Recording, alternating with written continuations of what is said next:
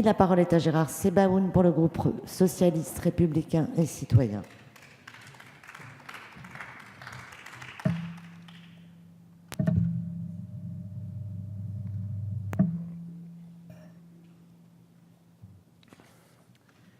Madame la Présidente, Monsieur le Ministre, Madame la Présidente de Commission, Madame la rapporteure, Mesdames les rapporteurs, mes chers collègues, le projet de loi de financement de la Sécurité sociale pour 2016 témoigne d'un rétablissement progressif des comptes de la Sécurité sociale avec une réduction continue du déficit.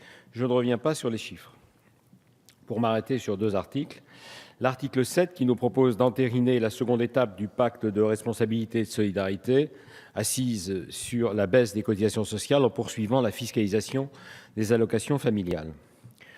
Autant je suis convaincu de l'efficacité sur l'emploi des réductions de cotisations sociales sur les bas salaires autour du SMIC, autant les porter au niveau des rémunérations jusqu'à 3 fois 5 SMIC ne m'apparaît pas nécessaire. Je partage d'ailleurs la philosophie d'un amendement d'un de nos collègues du groupe SRC qui nous proposera de réduire cet allègement à seulement 2,5 SMIC. À l'article 8, l'assiette d'exonération de la C3S sera portée cette année à un chiffre d'affaires de 19 millions d'euros contre 3,250 l'an dernier. En cumulé, c'est un manque à gagner pour le Trésor public de 2 milliards, 1 milliard en 2015, 1 milliard en 2016. Ce sont 20 000 entreprises, essentiellement les plus grosses PME, PMI, les ETI et les grandes entreprises, qui resteront assujetties à cette C3S. Et sans refaire le débat de l'an dernier, il serait sage, à mon sens, de s'en tenir là pour le prochain PLFSS. Je défendrai avec d'autres collègues, après l'article 7, un amendement qui proposera l'instauration d'une réduction dégressive de CSG, qui a un rendement de 90 milliards d'euros par an, qui n'est pas un impôt, mais qui n'a rien de progressif et qui s'apparente plutôt à une flat tax.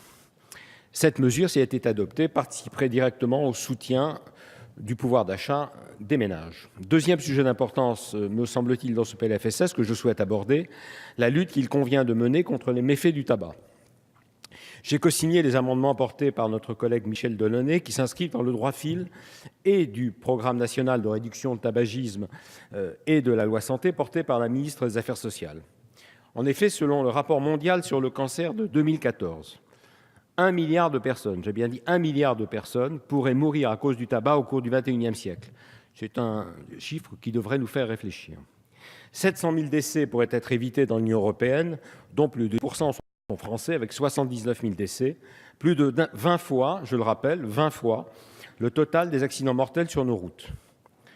Ayons toujours à l'esprit que le tabac est un agent cancérogène avéré pour l'homme et qui représente la première cause de mortalité par cancer en France, avec un coût pour les seules dépenses de soins de plus de 18 milliards d'euros.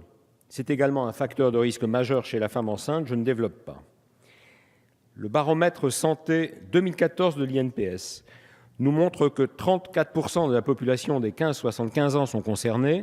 C'est un pourcentage qui est stable chez les hommes, en baisse chez les femmes, sauf au-delà de 55 ans. Heureusement, deux signes positifs avec une légère baisse du nombre des fumeurs réguliers et des tentatives d'arrêt, disons, qui sont un peu plus fréquentes. Rappelons également que l'arrêt est bénéfique à tout âge. Nos amendements proposent une hausse de la fiscalité parce que l'effet prix est clairement démontré. Le prix d'un paquet de cigarettes était en 2002 de 3,60 €. Son augmentation de presque 40% en 2 ans, sous la présidence de Jacques Chirac, entre 2002 et 2004, jusqu'à 5 € le paquet, a fait chuter le tonnage de vente de tabac de 28% et le nombre de milliards de cigarettes vendues de 31%. À titre comparatif, sur 10 ans, de 2004 à 2014, le prix a également augmenté de 40%, mais avec un effet 2 à 3 fois moindre. Moins de 10% sur le tonnage et moins de 17% sur le nombre de cigarettes. J'ajoute qu'une étude publiée récemment par le cabinet de conseil en économie Microeconomics s'est essayé à un chiffrage difficile du coût social du tabac. Selon les auteurs, le prix actuel du paquet de cigarettes est quasiment neutre pour le budget de l'État. La prise en compte des pertes des entreprises devrait conduire à un paquet qui serait vendu à 13 € et jusqu'à 15 € si on ajoutait la perte de revenus des fumeurs eux-mêmes. Bien sûr, ces chiffres méritent expertise.